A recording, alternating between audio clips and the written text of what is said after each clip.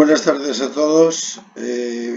Vamos a empezar hoy lo que es la teoría evidencial de Dempster y Schaffer, que ya os había dicho antes, era una teoría que tiene una fuerte base teórica, que permite modelar de forma sencilla la incertidumbre asociada a evidencias y a hipótesis, que permite considerar conjuntos de hipótesis sin que la confianza depositada en cada uno de ellos tenga que ser distribuida de ningún modo entre las hipótesis individuales, es decir, que va a trabajar con conjuntos de hipótesis como un todo.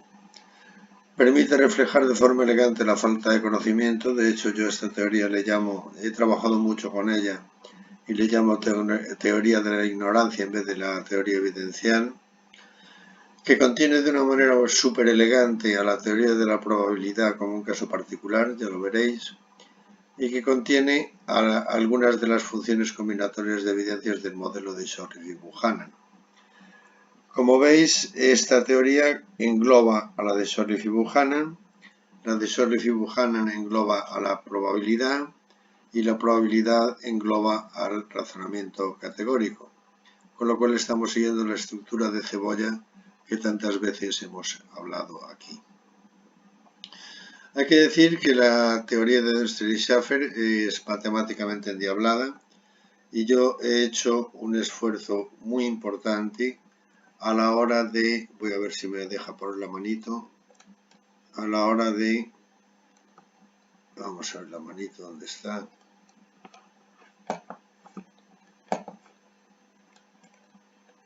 a la hora de facilitar la comprensión matemática del modelo, de la teoría. Algunos de los conceptos son muy difíciles de comprender, pero yo voy a tratar de razonar por analogía, de forma que podamos facilitar el acceso al concepto que estamos hablando, que es un poco extraño, ciertamente es un poco extraño. En cualquier caso, lo veremos muy bien, creo, por medio de un ejemplo de un asesinato que se me ocurrió una noche de insomnio. A mí me gusta mucho escribir, de hecho soy poeta reconocido, aunque no lo parezca, pero una noche de insomnio pues se me ocurrió levantarme al despacho y hacer un problema para vosotros, que es el problema que vamos a discutir aquí. Bien, dicho esto, empezamos con la teoría evidencial de Dempster y Schaffer, y el primer concepto que aparece, que es un concepto ya de por sí complicado, es el concepto de marco de discernimiento, que es el conjunto finito de todas las hipótesis que se pueden establecer en el dominio de un problema. Quiere esto decir que tenemos un dominio y vamos a tener por un lado evidencias y por otro lado hipótesis o soluciones posibles, igual que en el modelo de Shorley y Buchanan. Bueno, pues el marco de discernimiento es el conjunto finito de todas las hipótesis que se pueden establecer en el dominio del problema, es decir, de todos los problemas que pueda haber en el dominio. Este marco de discernimiento es un conjunto exhaustivo de hipótesis que son mutuamente excluyentes.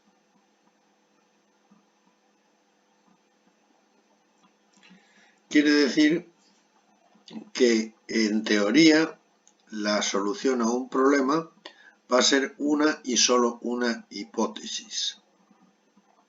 Sin embargo, lo normal es que el modelo llegue hasta un punto y no sea capaz de discernir entre hipótesis individuales.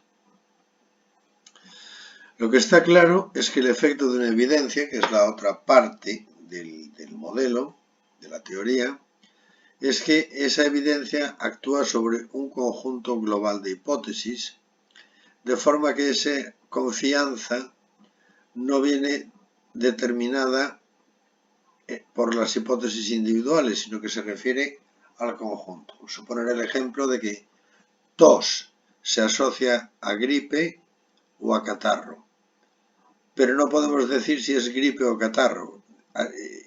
Actúa sobre esas dos evidencias, sobre esas dos hipótesis, sin poder discernir por sí sola a qué hipótesis apunta más. Formalmente, los elementos de la teoría ya veis que es un poco endiablada. Θ es el marco de discernimiento, que es el conjunto de todas las hipótesis del dominio del problema, de H1 a Hn, y vamos a considerar un elemento que llamaremos elemento focal. Ese elemento focal A es un subconjunto del marco de discernimiento. Por ejemplo, H1, H2 es un subconjunto de θ. Olvidaros de esto. Este es el conjunto de subconjuntos de θ. Yo lo puse por consistencia matemática, pero no hace falta para lo que vamos a ver en este tema. Bien, entonces aparece una evidencia. Evidencia E, y esa evidencia E, que es cualitativa, tiene un parámetro cuantitativo, que es el parámetro M, que eso es lo que se llama función básica de asignación de verosimilitud. Es decir, es la potencia evidencial que diríamos en el modelo de Shortleaf y Buchanan, de forma que E apoya a un subconjunto del marco de discernimiento con una función básica de asignación de verosimilitud de M. Formalmente, esto se escribe diciendo que E actúa sobre A, que está incluido en el marco de discernimiento, con una M de A, que es igual a S, de forma que S está entre 0 y 1. Y ahora algo que os va a sorprender mucho, es que el resto de la confianza se asocia no al complementario de A, sino al propio marco de discernimiento. Es decir, que M de θ, después de aparecer E, es igual a 1 menos M de A, que será igual a 1 menos S. Y para cualquier otro subconjunto del marco de discernimiento va a ser igual a 0, de forma que para todo subconjunto incluido en θ, sea distinto de θ y sea distinto de A. Me explico. Vamos a suponer el tema, vamos a hacer la primera analogía.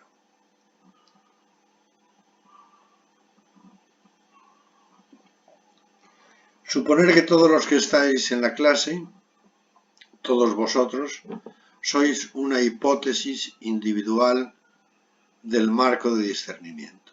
El marco de discernimiento es el aula 2-3 de la Facultad de Informática de 1 a 2:30, que está formada por los elementos, por vosotros, con nombre y apellidos, que estáis en el aula, aparte de por mí, pero yo me voy a quedar al margen. Entonces, yo tengo una tarta que quiero rifar entre vosotros y os doy un papelito con un número a cada uno, pero os doy menos números que alumnos sois, es decir, que puede haber 2 alumnos o 3 alumnos con el mismo número. Estamos hablando de este subconjunto del marco de discernimiento. Entonces, yo rifo la tarta y le sale al número 7. Y hay 4 de vosotros que tiene el número 7. Por lo tanto, el trozo de tarta que rifo os lo repartís entre... O sea, le ha tocado a todos aquellos que tengan el número 7. Luego ya se lo repartirán ellos como quieran.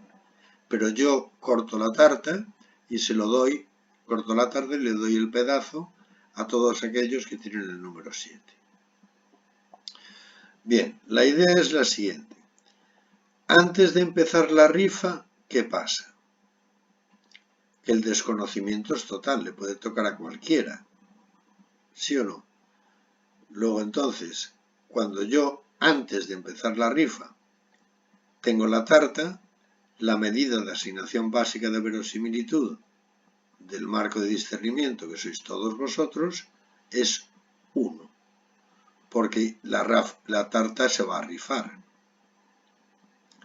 Ahora, saco la papeleta de la urna y me sale el número 7.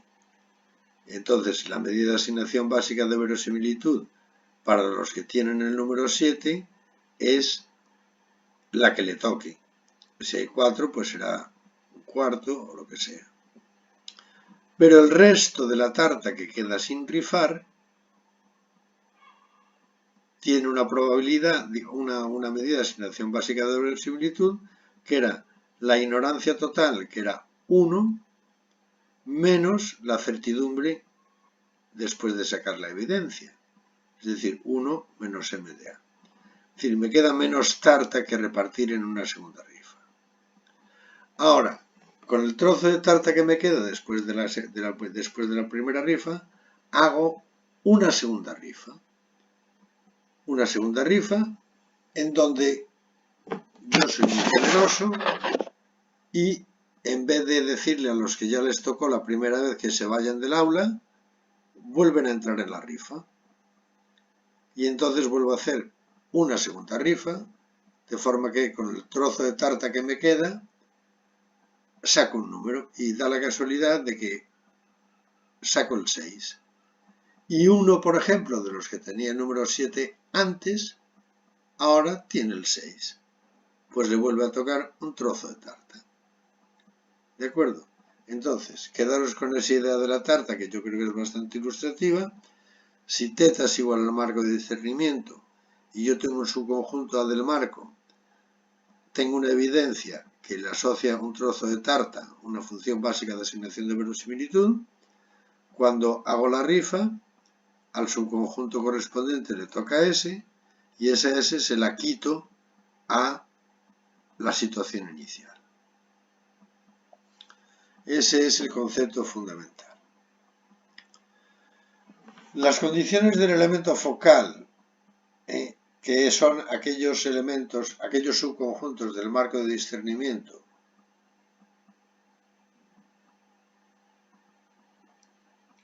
para los cuales existe una evidencia asociada, es decir, m de a es distinto de 0, son las siguientes. La suma extendida a todos los subconjuntos del marco de discernimiento de las medidas de asignación básica de verosimilitud es igual a 1. ¿Por qué? Porque la solución está en el marco. Y en segundo lugar, la función básica de verosimilitud del conjunto vacío es 0. Es decir, que la solución también está en el marco. Estas dos ecuaciones aseguran la consistencia matemática del modelo. Si utilizáramos un planteamiento probabilístico, veríamos que si P de A es igual a S, P de no A sería igual a 1 menos S, porque la suma tiene que dar 1. Pero en el planteamiento evidencial, si S es el marco de discernimiento, que es igual a H1, H2, H3 y H4, por poner un ejemplo, y tenemos que un elemento focal H1, H2, que es un subconjunto del marco, y aparece una evidencia E que apoya a A con una M de A igual a M de H1, H2 igual a S, entonces M de θ es igual a M de H1, H2, H3, H4, que es igual a 1 menos S. Es decir, que es lo que teníamos en la total ignorancia, que era 1 para el marco. Eso nos dice que con toda seguridad la solución está en el marco, pero no sabemos cuál es. Y a medida van apareciendo evidencias, vamos quitándole ignorancia al marco, y la ignorancia que le quitamos es S. Por lo tanto, la M de θ es igual a 1 menos S. Con S perteneciente a 0, 1.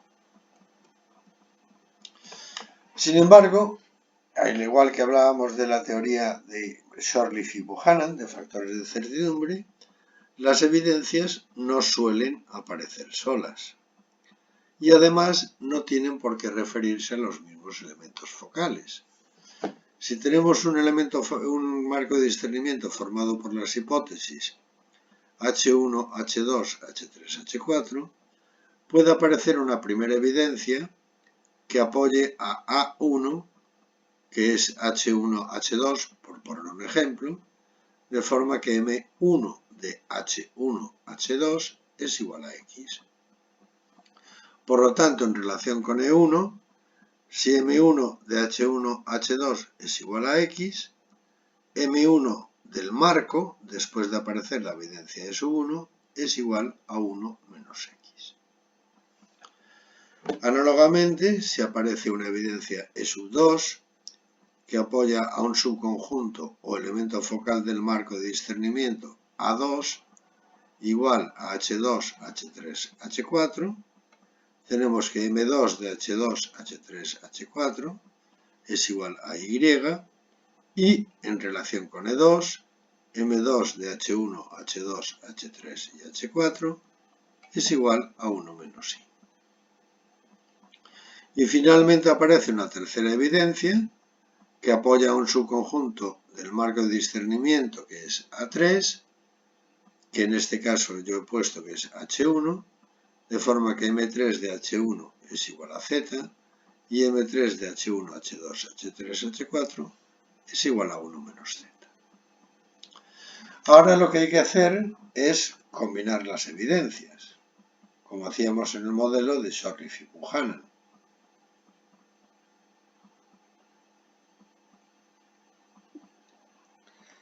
De tal forma que si E1 vamos a trabajar solamente con dos evidencias para facilitar la comprensión. Si E1 apoya a A1 con M1 de A1, el subíndice yo lo pongo para identificar marco y evidencia con la función básica de asignación de verosimilitud. M1 de A1 igual a X, y si E2 apoya a 2 con M2 de A2 igual a Y, Dempster y Schaffer definen la combinación M1,2, es decir, la combinación de las dos evidencias, sobre un subconjunto C, que ya veremos cuál es, de la composición matemática de M1 de A1, M2 A2. Composición matemática que ellos formalmente describen como con este símbolo que en realidad es un producto tensorial, pero que es en realidad un producto numérico como otro cualquiera. Entonces, M12 de C es igual a M1 de A1 por M2 de A2, en donde C es la intersección de A1 y A2. Esto lo veremos después con un poco más de calma. Esta expresión se puede generalizar fácilmente.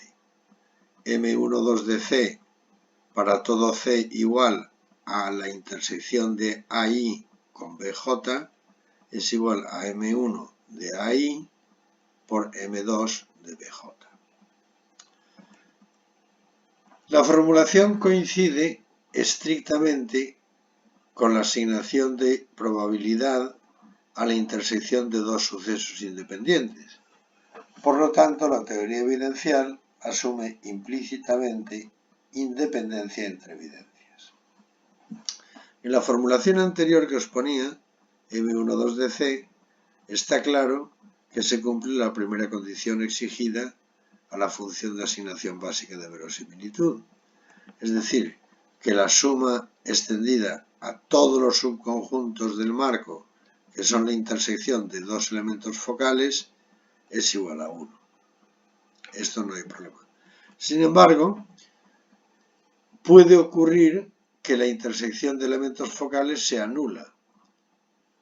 Es decir, no haya ninguna hipótesis en común entre los dos elementos focales. Entonces se introduce una peculiaridad en el modelo.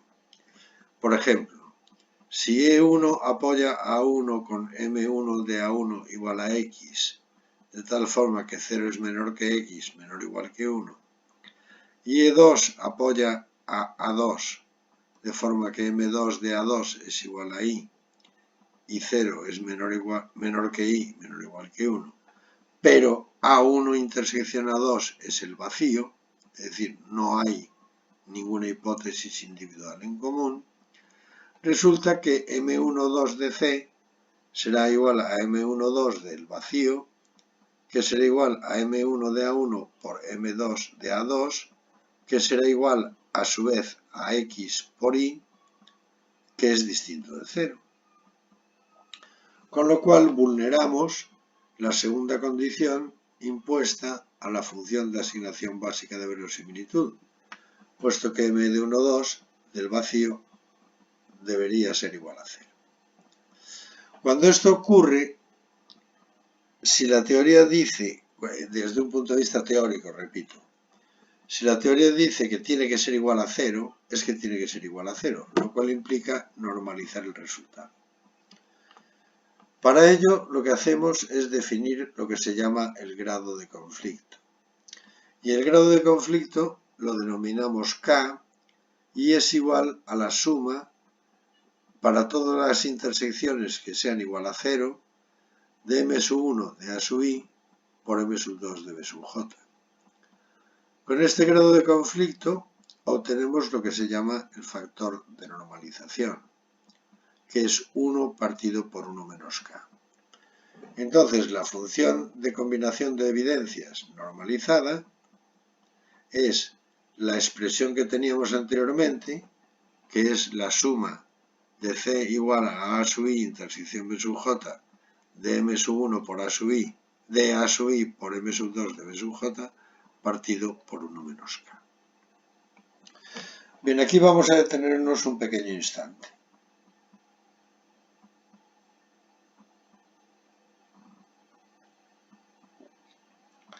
¿Qué ocurre cuando la intersección AI y BJ no es nula?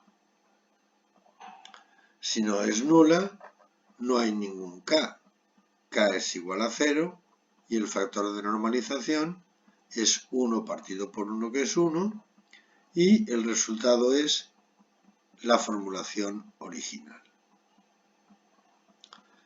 Ahora, ¿qué ocurre cuando hay una intersección que no es el vacío, perdón, que es el vacío, con una determinada función de asignación de verosimilitud? Pues que K toma un valor. Y entonces ese valor hay que repartirlo entre las demás funciones de combinación. 1 partido por 1 menos K, si K tiene un valor, es 1 partido por algo menor que 1, que será mayor que 1. Y ahora la pregunta del millón. ¿K puede valer 1? Esto es análisis matemático. Solamente hay un caso en el que K puede valer 1, que es el caso del conflicto total. Suponer que tenemos un marco de discernimiento, luego os pondré un ejemplo, un marco de discernimiento que tiene únicamente dos hipótesis, H1 y H2. Y supongamos que tenemos una evidencia que apoya a H1 con una medida M de 1. Con lo cual la evidencia 1 apoya completamente a H1. Y luego aparece otra evidencia de sub 2 que apoya sin ninguna duda a H2.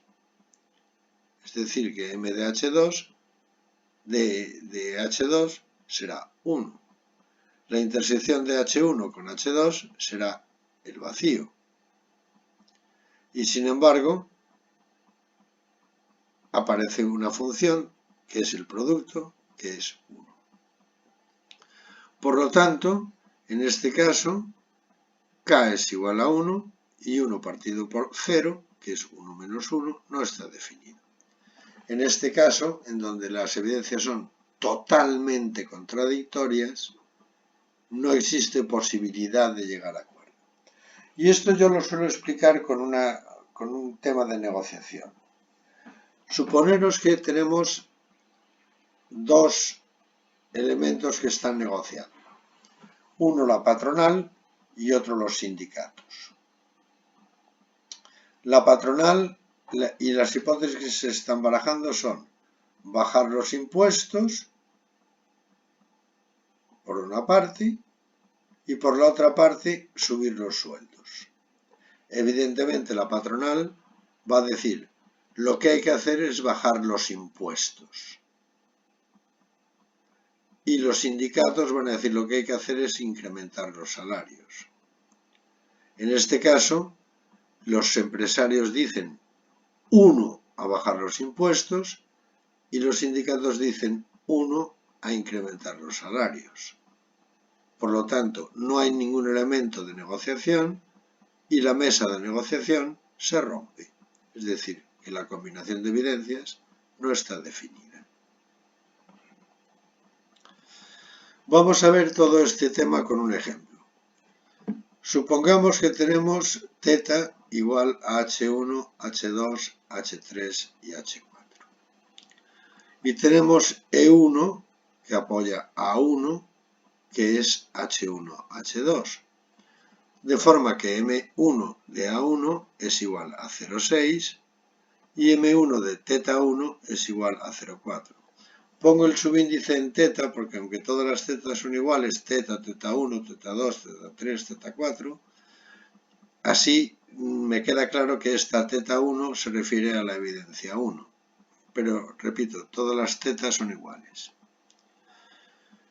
Luego tenemos E2, que apoya a A2, que es H2, H3, H4, de forma que M2 de H2 es igual a 0,7 y M2 de θ2 es igual a 0,3, porque tienen que sumar 1. 0,6 más 0,4 es igual a 1 y 0,7 más 0,3 es igual a 1. Y luego aparece una tercera evidencia, que es la evidencia E3, que apoya a A3, que es H1, con M3 de A3 igual a 0,8 y M3 de θ3 es igual a 0,2. Y, repito, θ es igual a θ1, igual a θ2, igual a θ3, que es el marco original. H1, H2, H3 y H4.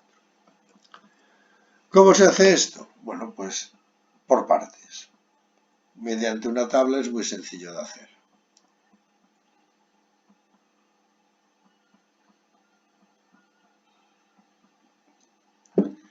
Imaginad que tenemos las dos primeras evidencias.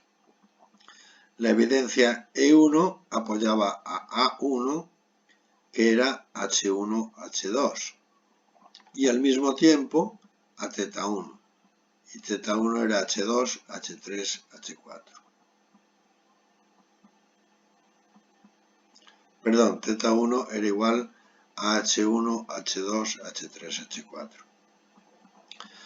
Y la evidencia de sub2 apoya a H2, H3, H4 y al mismo tiempo a θ2, que es H1, H2, H3 y H4.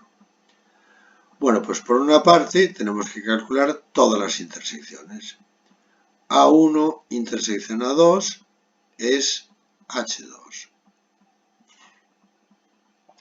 Y la medida de asignación básica de verosimilitud de H2 será el producto de 0,6 por 0,7, que son 0,42. Por otra parte, θ1, que es H1, H2, H3, H4, cuando lo intersecamos con H2, H3, H4, nos da precisamente H2, H3, H4, que es